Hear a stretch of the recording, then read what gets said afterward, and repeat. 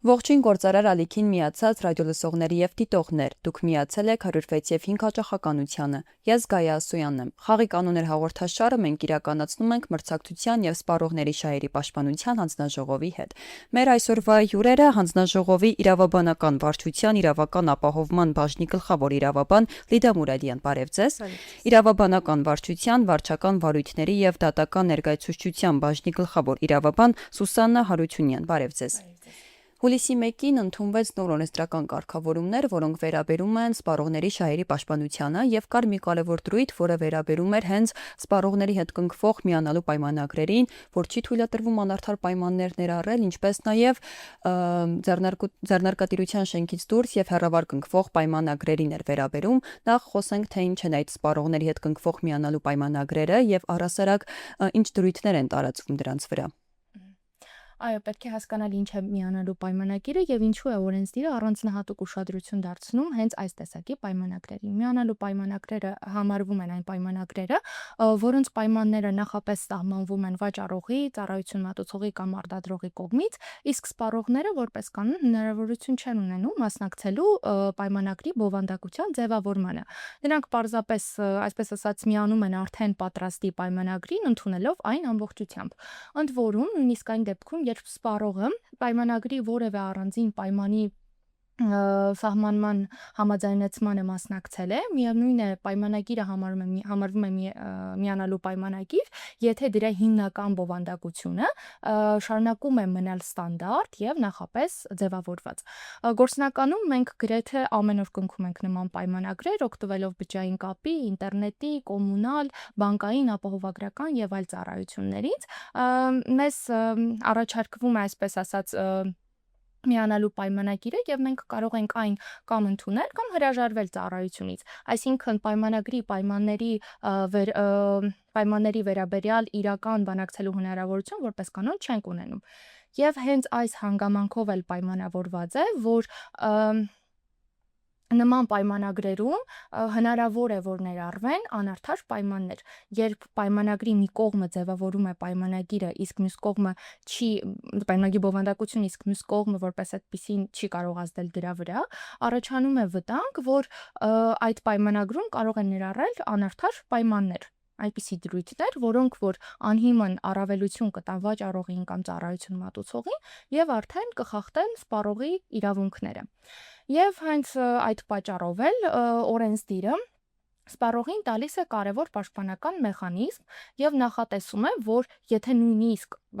պայմանագիրը ինքնին չի հակասում օրենքին, միևնույն է սպառողը կարող է պահանջել դրա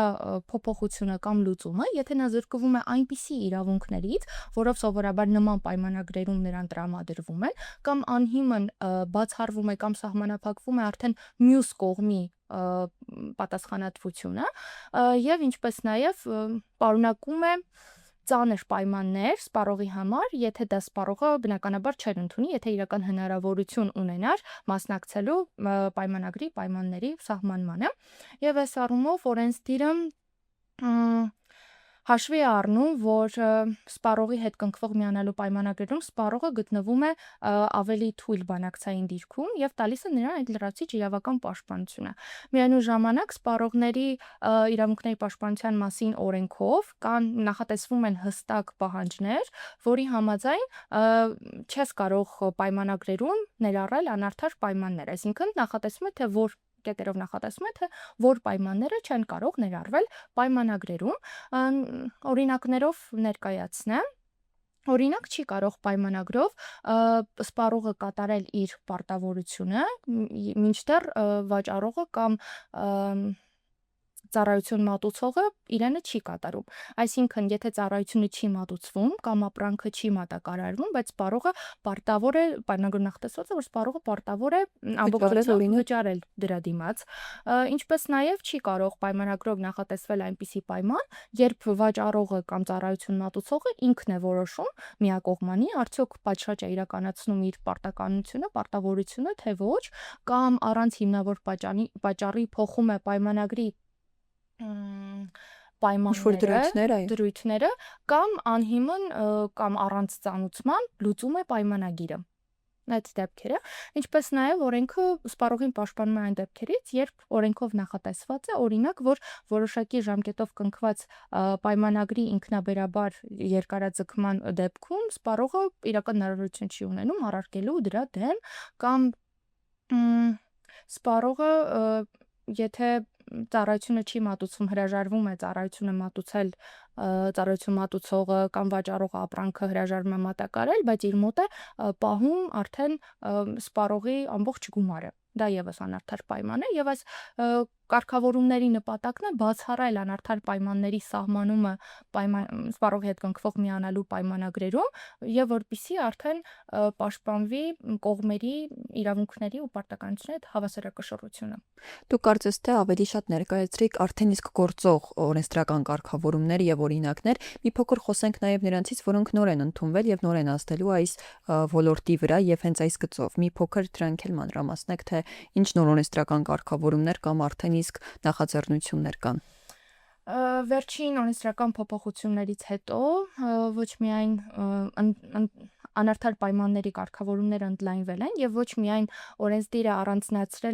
ավելացրել է մի շարք կոնկրետ առանձին դեպքեր, որոնց արկայությունը սպառողի հետ կնքվող միանալու պայմանագրերում ինքնին կարող է որակվել որպես անարդար, այլ ձևավորել է նոր ընդհանուր բնույթի գնահատողական մոտեցում։ Այս մոտեցման էությունը կայանում է նրանում, որ օրենքը այլևս չի սահմանափակվում բացառապես սպառիչ ցանկերով թվարկված իրավիճակներով, այլ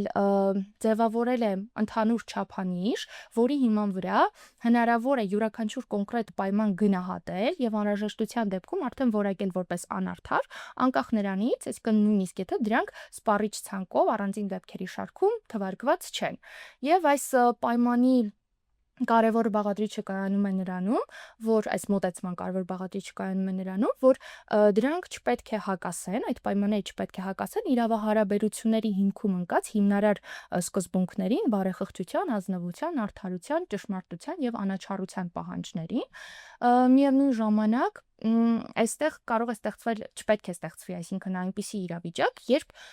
կողմերի իրավունքների եւ պարտականությունների միջև առաջանա էական անհավասարակշռություն, վստահաբար ի վնաս սպառողի, այսինքն դա եւս համարվում է անարդար պայման։ Եվ կարևոր բաղադրիչ է նաեւ սպառողի ենթադրյալ կամ հիփոթետիկ վարքագծի գնահատումը։ Օրենսդիրը ելնում է այն տրամաբանությունից, որ եթե սպառողը գործեր իր ողջամտորեն գիտակցված շահերի շրջանակում, նա չէր ընդունի այն պայմանը, եթե իրական հնարավորություն ուներ մասնակցելու այդ պայմանի սահմանմանը եւ արդեն այս դեպքում ոչ մենակ պայմանագիրը գնահատվում է իր զուտ բովանդակության այդ ձևից ելնելով, բովանդակային ձևից ելնելով, այլ նաեւ արդյոք այն համապատասխանում է արդեն իմ կողմից նշված սկզբունքներին եւ ինչքանով է սպառողների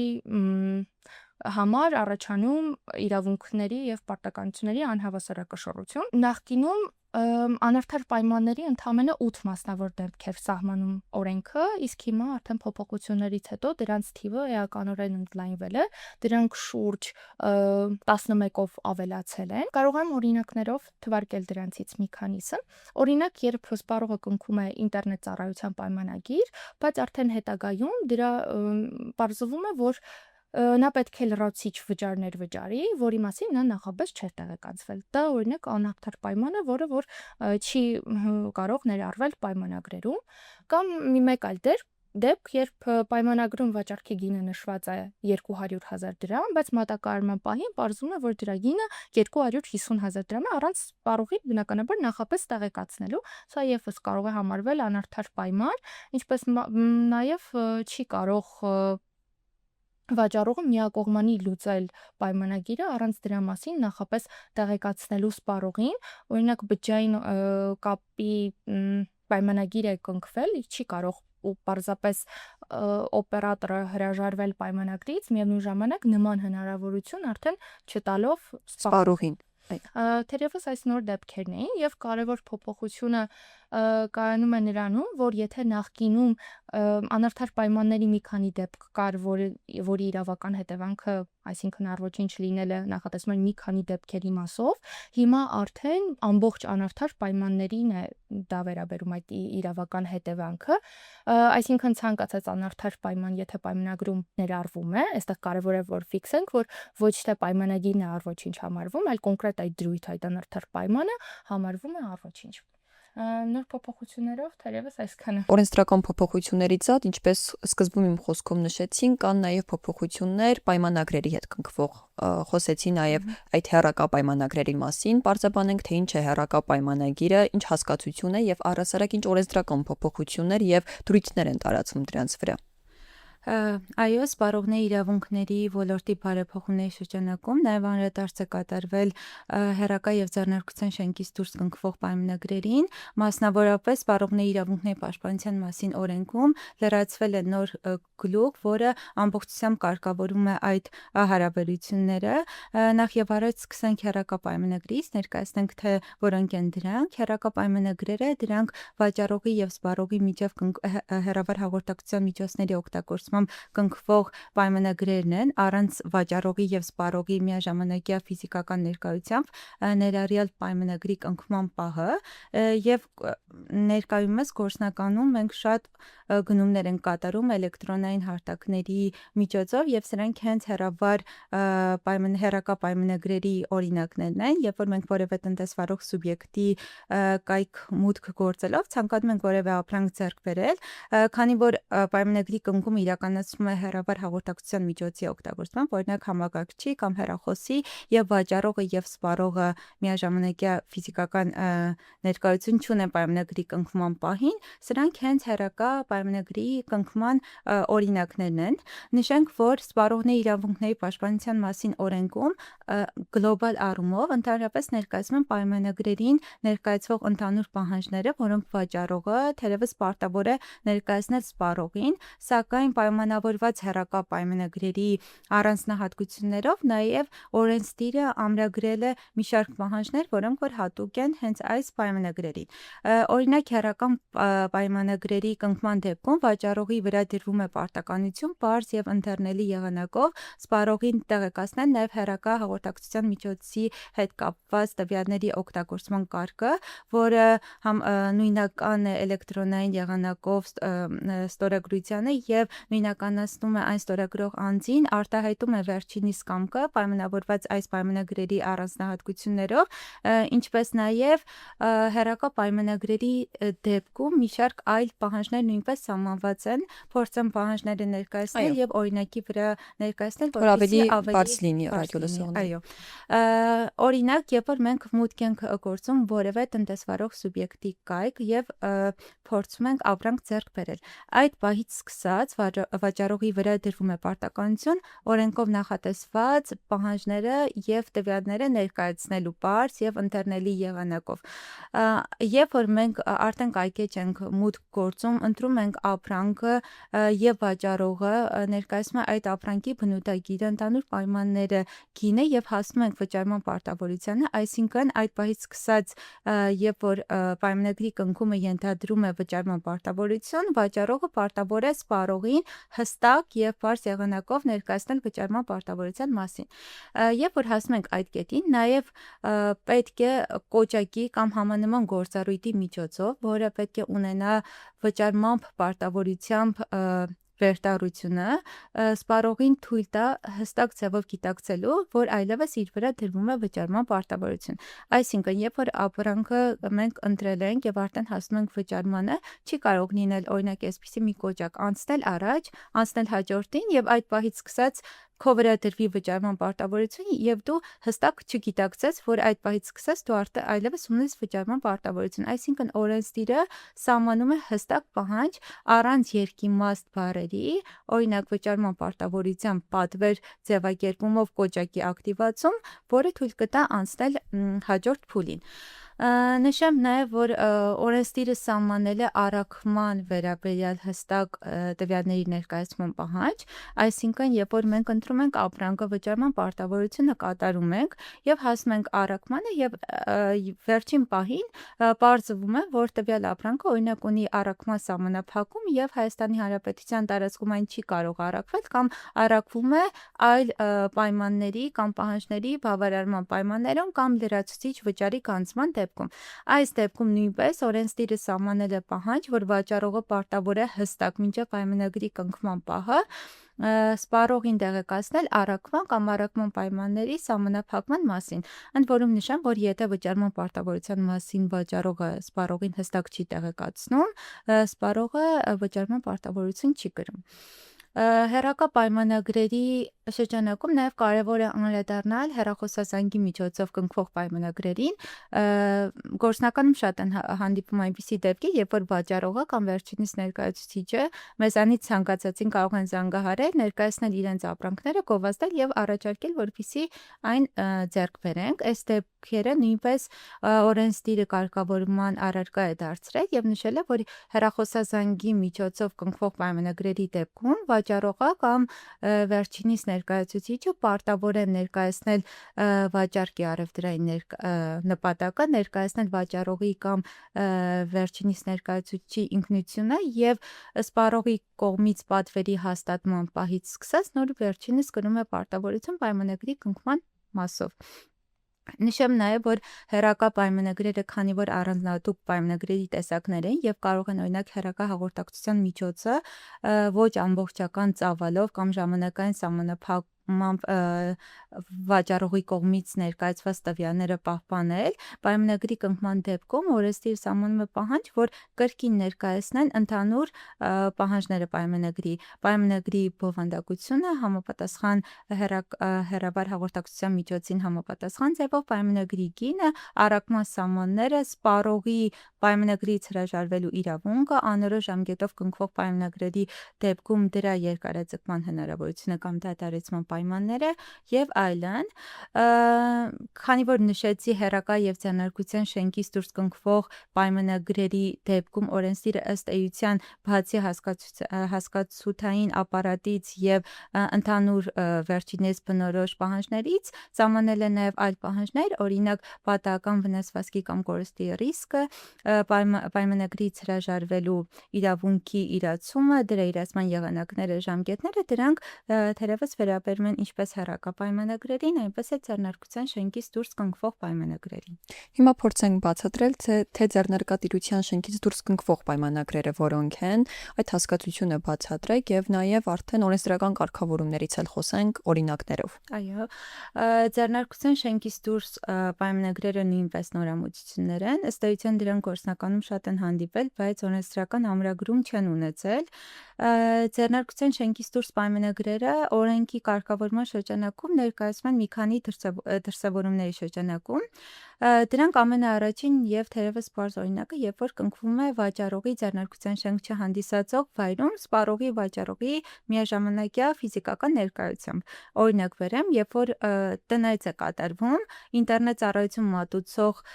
կազմակերպության ներկայացուցիչը այցելում է ձեր բնակարան, գովազդում է նոր փաթեթը ինտերնետ ծառայության, առաջարկում է պայմանագիր կնքել եւ սպառողը տվյալ դեպքում համաձայնվելով պայմանագրի պայմանների հետ հենց իր տանը կնքում է պայմանագիրը։ Սա հենց ձեռնարկության շենքից դուրս պայմանագրերի դասական օրինակ է։ Հաջորդ դրսևորումը, երբ որ պայմանագրի կնքումը սկսում է սպառողի նախաձեռնությամբ։ Երբ որ սպառողը տեսնում է դրսում որևէ տնտեսվարող սուբյեկտի ներկայացուցիչ եւ անձամբ մոտենալով վերջինիս առաջարկում է պայմանագիր կնքել։ Օրինակ, փողոցով քայլելիս նկատում ենք որևէ տնտեսվարողի կամ սուբյեկտի ներկայացուցիչի ով որ թռուցիկներ է բաժանում, մենք մոտենում ենք վերջինիս, ծանոթանում ենք կոնկրետ ապրանքի կամ ծառայության պայմաններին եւ հենց մեր նախաձեռնությամբ կնքվում է պայմանագիրը։ Սա էլ արդեն երկրորդ դրսևորումն է։ Երրորդը, երբ որ պայմանագիրը կնքվում է ձեռնարկության շենք հանդիսացող վայրում, կամ հեռակա պայմանագրի տեսքով, սակայն պայմանագրի կնքման նախաձեռնությունը սկսվում է վաճառողից, այսինքն վաճառողը անձամբ մոտենում է սպառողին, անհատապես առաջարկում է ապրանք գնել, գովազդում է իր ապրանքները եւ այլն։ Օրինակ, կրկին փողոցով երբ որ անցնում ենք, որևէ օծանելիքի կամ կոսմետիկ պարագաների խանութի ներկայացուցիչ մոտենում է, ներկայացնում է, որ խանութ սրահում առկա է զեղչ եւ նոր ապրանքատեսակներ են ստացել, առաջարկում է մոտենալ խանութ սրահ, ծանոթանալ պայմաններին, նոր ապրանքատեսակներին եւ կնքել պայմանագիրը։ Այստեղ կարեւոր է այն փաստը, որ վաճառողը կամ իր ներկայացուցիչը անձամբ է մոտենում սպառողին, ձեռնարկության շենք չհանդիսացող վայրում եւ առաջարկում է կնքել պայմանագիր, այսինքն պայմանագրի կնքման նախաձեռնությունը սկսվում է վաճառողից։ Եվ վերջին դրսևորումը, երբ որ վաճառողի կողմից կազմակերպվում է հատուկ էքսկուրսիաներ կամ շրջայցներ, որի նպատակը ապրանքը գովազդելն է եւ այն վաճառելն է։ Օրինակ, որևէ գինեգործական կազմակերպություն կազմակերպում է էքսկուրսիա, հավաքում է սպառողների որոշակի շրջանակ եւ էքսկուրսիայի ժամանակ նաեւ ներկայացնում է իր ապրանքատեսակը, ապրանքախումբը, գովազդում է եւ հենց այդտեղ շրջայցի ժամանակ կնքվում է պայմանագիրը։ Սա էլ վերջին դրսևորումն է, նաեւ հստակեցնում թե որն է համարվում ձեռնարկության շենք համարվող տարածք, հասկացությունը նույնպես ներկայացնեմ, որ ավելի պարզ լինի։ Ձեռնարկության շենքը դա տնտեսվարող սուբյեկտի այն անշարժ տարածքն է արտադրական, առևտրային կամ տնտեսական նպատակներով, որտեղ վերջինս մշտապես գործունեություն է իրականացնում, կամ այդ տարածքը կարող է լինել շարժական, նորից նույն նպատակներով, առևտրային, արտադրական, տնտեսական, որտեղ վերջինս պարբերաբար է գործունեություն իրականացնում։ Օրինակ, անշարժ գույքի դեպքում դա տնտեսվարող սուբյեկտի խանութ սրահն է, իսկ շարժական ձեռնարկության շենք հանդիսացող վայրերը դրանք օրինակ շրջիկ առևտրային կետերն են, որտեղ վերջինս պարբերաբար է իրականացնում։ Ինչպես արդեն նշեցի, օրենսդիրը սահմանել էր ընդհանուր պահանջներ եւ հատուկ պահանջներ, որոնք բնութագրում էին ինչպես հեռակա պայմանագրերին, այնպես էլ ձեռնարկության շենքից դուրս կնքվող պայմանագրերին, քանի որ նախորդ հարցի շրջանակում որոշ բաներ ներկայացրի, հիմա գլոբալ կարգավորումներ ներկայացնեմ, որոնք վերաբերում են երկուսին։ Օրինակ, սպառողի կողմից պայմանագրի կնքումից հրաժարվելու իրավունքը ինչպես է դրսևորվում այս պայմանագրերի դեպքում։ Նախ եւ առաջ վաճառողը պարտավոր է սպառողին հստակ տեղեկացնել այդ իրավունքի մասին։ Եթե սպառողը տեղեկացված է, կարող է պայմանագրից հրաժարվել 14 օրվա ընթացքում։ Եթե ծառայությունների մատուցման պայմանագիրը պայմանագրի կնքման պահից, եթե ապրանքների վաճառքի պայմանագիրը ապրանքը փաստացի հանձնելու պահից սկսած, եթե մի քանի ապրանքախմբով է օրինակ ապրանքը հանձնվում վերջին ապրանքի հանձնման պահից, եթե կանոնավոր փոխադրումներով է ապրանքը հանձնվում առաջին ապրանքի ստացման պահից։ Այն դեպքում, երբ որ վաճառողը չի տեղեկացնում սպառողին պայմանագրից հրաժարվելու իրավունքի իրացման մասին, այս դեպքում ժամկետը երկարաձգվում է 12 ամսով։ 14 օր լրանալուց հետո եւս սպառողը ունի 12 ամիս, որպեսզի պայմանագրի կնքումից հրաժարվի։ Այն դեպքում, երբ որ այսպես ասած ուշացած տեղեկացում է լինում, մինչև 12 ամսյա ժամկետի լրանալը վաճառողը սպառողին տեղեկացնում է, այս դեպքում ժամկետը սկսում է հոսել տեղեկանալու պահից սկսած 14 օրվա ընթացքում։ Նաև նշենք ապրանքի պատահական կորստի կամ վնասվածքի ռիսկը, մինչև օրինակ սպառողին հանձնելը կրում է վաճառողը, եթե օրինակ սպառողը պահանջում է, որ ապրանքը հանձնվի փոխադրման ծառայության միջոցով, ապա այդ կորստի ռիսկը արդեն անցնում է փոխադրողին։ Նշենք նաև, որ օրենսդիրը սահմանել է նաև այն դեպքերը, երբ որ սպառողը չի կարող օգտվել պայմանագրից հրաժարվելու իր իրավունքից, դրանք օրինակ այն դեպքերն են, երբ որ ծառայությունը վաճառողի կողմից ժամանակին պատշաճ եղանակով մատուցվում է, սպառողի համաձայնությամբ եւ մինչեւ ծառայության մատուցումը սկսելը վաճառողը հստակ սպառողին տեղեկացնում է, որ պայմանագրից հրաժարվել վերջինս չի կարող։ Եվ մյուսը դա հանգստի կազմակերպման, սննդի մատակարարման դեպքերն են կամ այնպիսի առկու վաճառքի կամ ծառայությունների մատուցման պայմանագրերի կնքումն է, որոնց ապրանքի գինը կարող է տատանվել ֆինանսական իրավիճակով պայմանավորված եւ վաճառողի կողմից այդ դեպքերը կանխատեսելի եւ վերահսկելի չեն։ Թերևս այսքանը եւ օրենքը այսպես ասած համընդհանուր կարգավորման առարկա է դարձրել եւ ընդհանուր պահանջների կարգավորումների համատեքստում եւ ընդհանուր կարգավորումների պայմաններում։ Մի փոքր խոսենք արդեն շատ հակիրճ ներկայացնեք այն դեպքերը, երբ որ տնտեսվարողը կամ սպառողը այս բոլոր օրենսդրական փոփոխությունները հաշվի չի առնում եւ հետեւաբար խախտվում է կամ սպառողի կամ վաճառողի իրավունքները։ Մի հակիրճ ներկայացնեք, թե այդ դեպքում պատասխանատվության ենթարկումը ինչպես է տեղի ունենում եւ ինչ պայմաններով։ Նշենք նաեւ, որ նախքան այս օրենսդրական փոփոխությունների ուժի մեջ մտնելը հանձնաժողովի կողմից իրականացվել են նաև իրազեկման միջոցառումներ եւ տնտեսվարող սուբյեկտների ներկայացվել են օրենսդրական բարեփոխումները, ընդհանուր պահանջները, դրանք այսպես ասած տնտեսվարող